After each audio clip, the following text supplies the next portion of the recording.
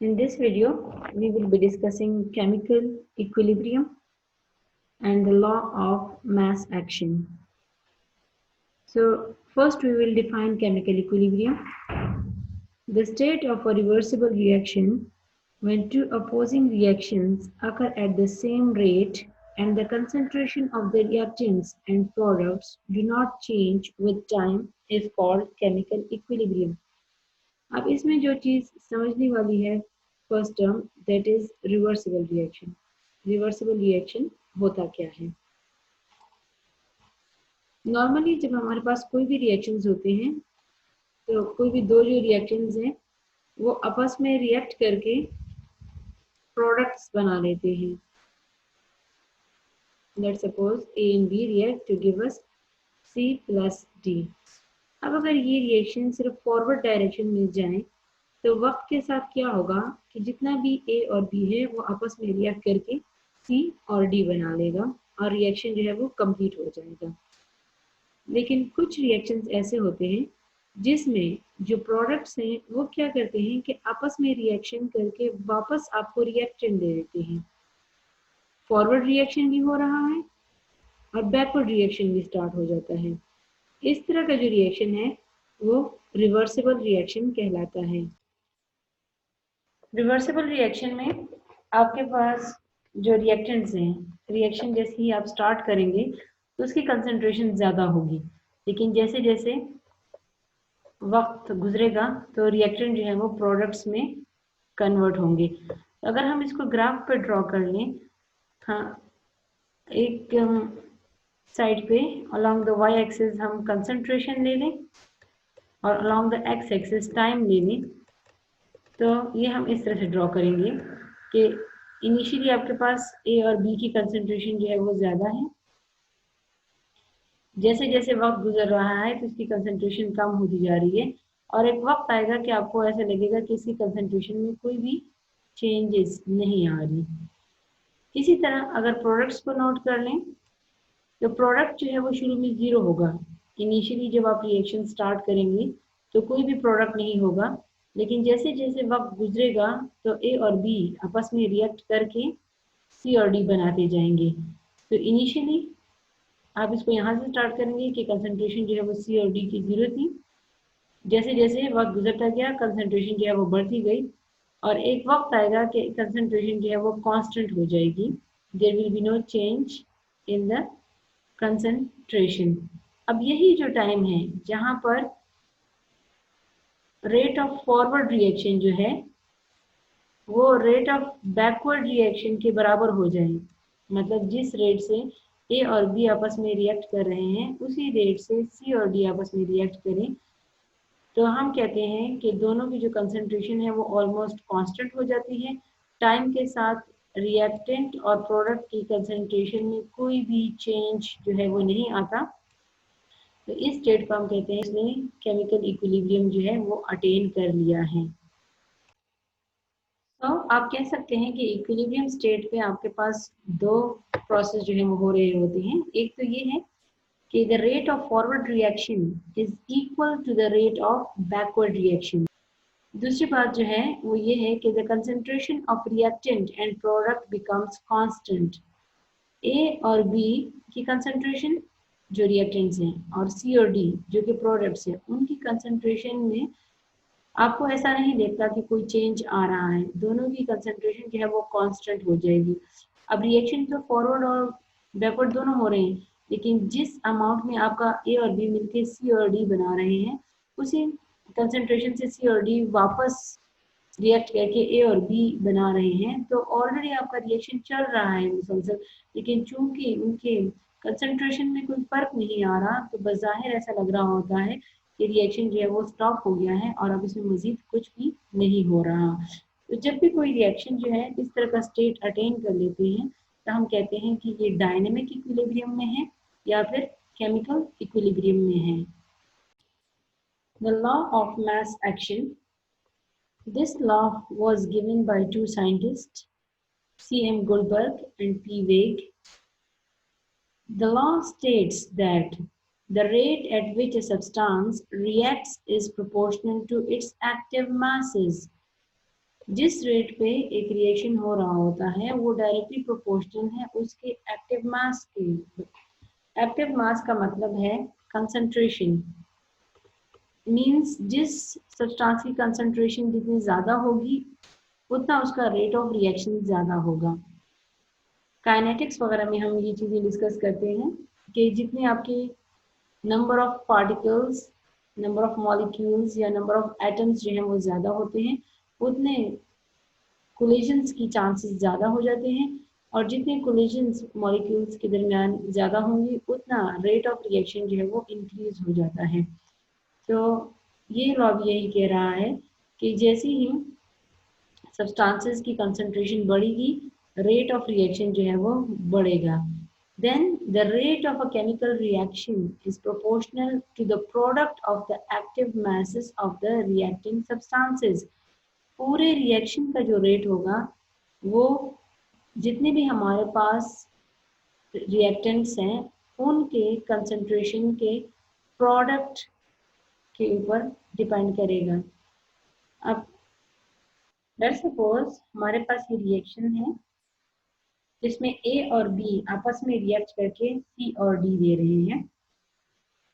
अब इस रिएक्शन का जब हम रेट लिखेंगे तो हम दो रेट लिखेंगे, क्योंकि एक जो है वो फॉरवर्ड रिएक्शन हो रहा है और एक जो है वो रिवर्स रिएक्शन या बैकवर्ड रिएक्शन हो रहा है। तो रेट ऑफ फॉरवर्ड रिएक्शन जो है उसको हम इस तरह से लिखेंगे, rate of forward reaction is directly proportional to the product of the concentration of A and B. Product means multiplication, दोनों के concentration को है उनको multiply कर देंगे। तो यहाँ इस इक्वेशन में अगर ये प्रोपोर्शनैलिटी का साइन हम हटाएं तो यहाँ पर कांस्टेंट जो है वो इंसर्ट कर देंगे।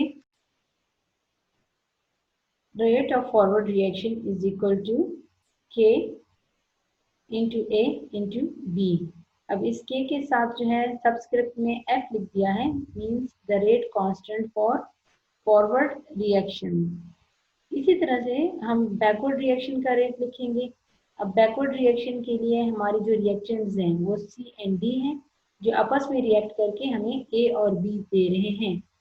तो इसका रेट इस तरह से लिखेंगे, rate of reverse reaction is directly proportional to the product of the concentration of C and D. अब यहाँ पर जो proportionality का साइन है इसको जब रिमूव कर देंगे तो हम कांस्टेंट लगा देंगे K और सबस्क्रिप्ट में R मींस K रिवर्स या the rate constant for the reverse reaction. अब जब ये रिएक्शन इक्विलिब्रियम में पहुंच जाएगा तो रेट ऑफ फॉरवर्ड रिएक्शन और रेट ऑफ रिवर्स रिएक्शन वो दोनों बराबर होंगी। इस तरह से rate of forward reaction is equal to the rate of reverse reaction. अब रेट ऑफ फॉरवर्ड रिएक्शन जो है वो के एफ ए इंटू बी के बराबर है, जबकि रेट ऑफ रिवर्स रिएक्शन के आर सी इंटू डी के बराबर है। तो हम क्या करेंगे, ये इक्वेशंस जो हैं इनको यहाँ पर square brackets are used to represent the concentrations. अब इस इक्वेशन को अगर हम थोड़ा सा अरेंज कर लें और सिमिलर टर्म्स को एक साइड पे ले जाएं, मींस कांस्टेंट को एक साइड पर कर दें और जो कंसंट्रेशन है उसको दूसरे साइड पे कर दें, तो यहाँ पर ये के आर यहाँ पर मल्टीप्लाई हो रहा है, ये इक्वेशन के इस साइड पे आ जाएगा तो डिवाइड, या मैथमेटिकली हम इसको यूँ कहेंगे कि रिएक्शन के दोनों साइड को हम के आर से जो है वो डिवाइड कर देंगे। इसी तरह से कंसंट्रेशन ऑफ ए बी और यहाँ पर सी बी, ए बी को हम यहाँ से एलिमिनेट करना चाहते हैं तो रिएक्शन को दोनों साइड से हम कंसंट्रेशन ऑफ ए बी से डिवाइड कर देंगे।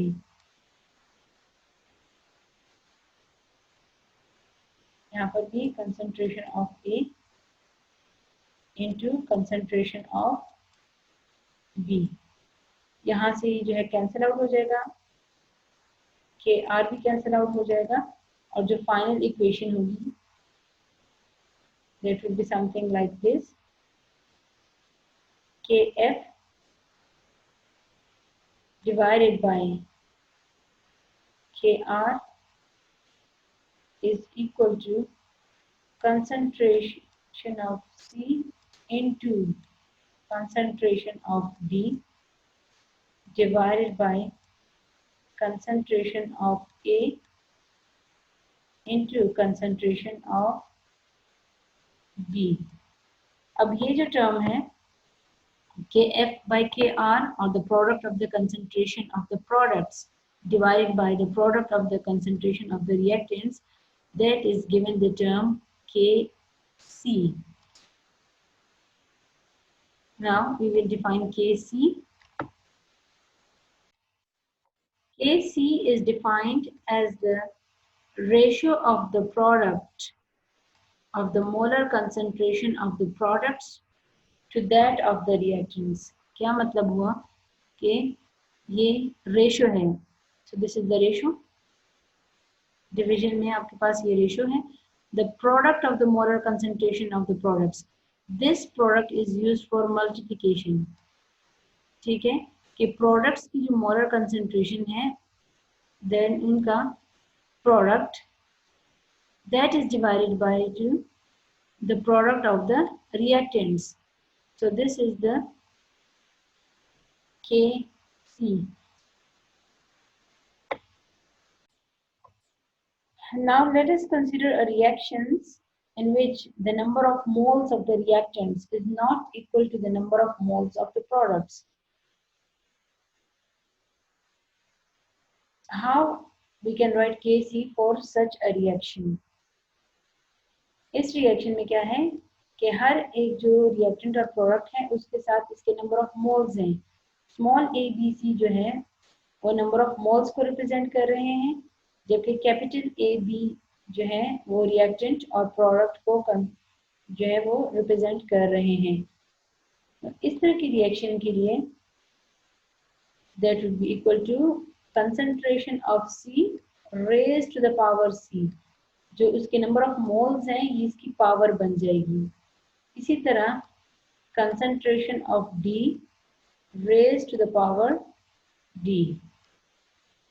Concentration of A raised to the power A and concentration of B raised to the power B. तो कोई भी रिएक्शन जिसके नंबर ऑफ मोल्स हैं वो रिएक्टेंट और प्रोडक्ट के डिफरेंट हो तो उसके लिए Kc की वैल्यू ऐसी लिखी जाएगी. और इसको फिर डिफाइन इस तरह से करें as the ratio of the molar concentration of the products to that of the reactants, each raised to the power equal to the coefficients of the respective species that occur in the balanced equation.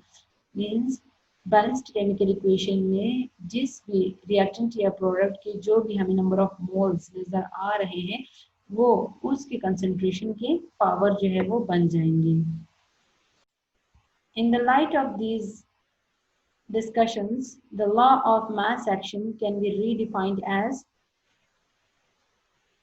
the rate of any chemical reaction is proportional to the product of the active masses of the reactants, with each raised to a power equal to the coefficients of the reactants that occurs in a balanced chemical equation at a given temperature. अगर हमारे पास कोई gaseous reaction होगा जिसमें सारे reactant और product gaseous state में होंगे तो उसके लिए इक्विलिब्रियम कांस्टेंट जो होगा that will be called as Kp. Kp जो इसमें हम कंसंट्रेशन की बजाय पार्शियल प्रेशर जो है यूज करेंगे गैसेस का, so that will be equal to the product of the partial pressure of C raised to the power C and partial pressure of D raised to the power D divided by the partial pressure of A raised to the power A into the partial pressure of B raised to the power B. Similarly, अगर concentrations जो है वो mole fraction में दिए गए हों तो उस वक्त जो इक्विलिब्रियम कांस्टेंट होगा that will be known as Kx. अब मोल फ्रैक्शन क्या चीज है? Mole fraction is the ratio of the number of moles of a certain component divided by the total number of moles.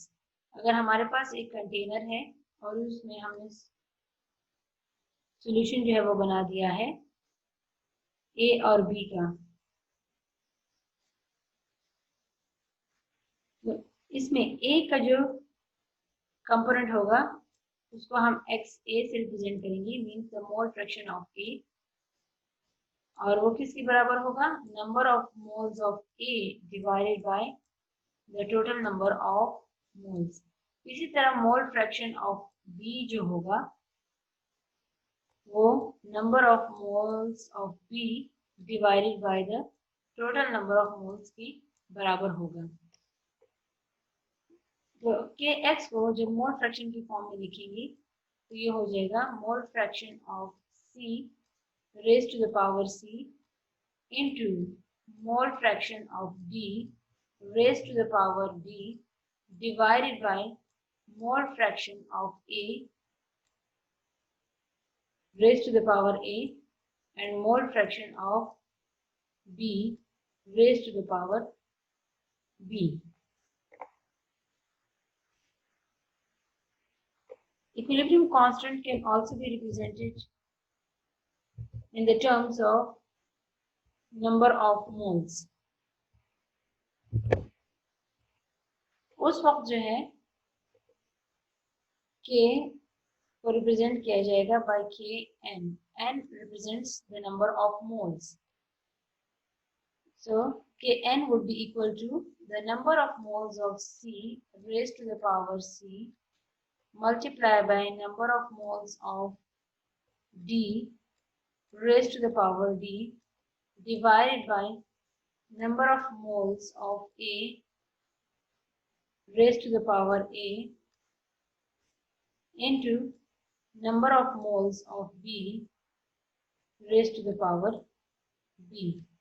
So equilibrium constant can be represented in these different terms depending on the reaction conditions. Now let us solve a numerical based on this law. An equilibrium mixture is found to contain 7 grams of nitrogen, 0.3 grams of hydrogen and 1.53 grams of ammonia per deciliter cube at 300 degrees centigrade. Find Kc for the reaction. एक reaction जो है वो दिया गया है जिसमें nitrogen और hydrogen आपस में रिएक्ट करके अमोनिया बना रहे हैं। ये बैलेंस्ड केमिकल इक्वेशन है। 1 मोल नाइट्रोजन का 3 मोल्स हाइड्रोजन के साथ रिएक्ट कर रहा है और 2 मोल्स ऑफ अमोनिया बन रहे हैं। तो इस रिएक्शन के लिए हमें Kc मालूम करना है। तो Kc जब इस रिएक्शन के लिए हम लिखेंगे तो Kc प्रोडक्ट जो है वो अमोनिया है, ठीक है, और अमोनिया के 2 मोल्स हैं। तो ये 2 है ये इसका पावर बन जाएगा। तो हम कैसे लिखेंगे, concentration of ammonia raised to the power 2। Reactants जो है वो नाइट्रोजन और हाइड्रोजन है, तो इसका आ जाएगा कंसंट्रेशन ऑफ नाइट्रोजन, इसका मोल 1 है, तो हम इसके ऊपर यहाँ पर कुछ भी नहीं मेंशन करेंगे। जबकि हाइड्रोजन जो है इसके मोल्स 3 है, तो concentration of hydrogen raised to the power 3। यहाँ पर जो कंसंट्रेशन हमें दी गई है वो ग्राम्स में दी गई है, तो हमने इसको मोल्स में कन्वर्ट करनी है। मोल्स में कन्वर्ट करने के लिए क्या करेंगे, नंबर ऑफ मोल्स का फॉर्मूला यूज करेंगे, grams divided by molar mass. तो नाइट्रोजन की जो है वो 7 ग्राम है। नाइट्रोजन का जो मॉलिक्यूलर मास है वो 28 है। एक नाइट्रोजन जो है उसका एटॉमिक मास 14 होता है। 2 के लिए अब 2 से इसको मल्टीप्लाई करेंगे तो 28 आ जाएगा। इसको डिवाइड करेंगे तो 0.25 मोल आंसर आ जाएगा। इसी तरह हाइड्रोजन की कंसंट्रेशन 0.3 ग्राम्स और हाइड्रोजन का जो मॉलिक्यूलर मास है वो 2 है, तो इसके 0.15 मोल आ गए। अमोनिया का मास हमें 1.53 दिया गया है और इसके जो मोलर मास है नाइट्रोजन इज 14 और हाइड्रोजन 1 है, लेकिन यहाँ पर हमारे पास 3 हाइड्रोजन है, तो 1 × 3 जो है वो 3 हो जाएगा और 14 + 3 करेंगे तो 17 आंसर आ गया। अब इसको डिवाइड करेंगे तो इसके नंबर ऑफ मोल्स आ गए जो कि हैं 0.09 मोल। अब ये सारी वैल्यूज जो हैं इनको पुट कर देंगे इन दिस इक्वेशन अमोनिया के 0.09, नाइट्रोजन 0.25 और हाइड्रोजन 0.15। अब इसका जो है वो स्क्वायर लेंगे, इसका क्यूब लेंगे और फिर 0.25 से मल्टीप्लाई कर देंगे और जो 0.09 का स्क्वायर जो आया इसको फिर इससे डिवाइड कर देंगे तो इसका आंसर जो है वो 9.6 आ जाएगा। अब इसकी जो यूनिट्स हैं उनको भी देखो, जिस तरह से इनके वैल्यूज जो हैं वो इनके हम पावर्स दे रहे हैं तो यूनिट्स की भी पावर्स आ जाएंगी। यूनिट्स हमारे पास मोल्स पर डेसीमीटर क्यूब में है, ये स्क्वायर और नीचे हमारे पास नाइट्रोजन के मोल पर डेसीमीटर क्यूब और हाइड्रोजन के जो है वो मोल पर डेसीमीटर क्यूब, इसका भी क्यूब ले लेंगे। अब यहाँ पर हमारे पास दो हैं, यहाँ पर एक, तो इनका एक इधर इसके साथ कट जाएगा और एक जो रह गया है वो इस 3 में से एक के साथ कट जाएगा, तो यहाँ पर 2 रह जाएंगे। ये सारे कैंसिल आउट हो गए, हमारे पास सिर्फ 2 ये रह गए हैं, तो हम इसको लिख सकते हैं 1 by mole square into dm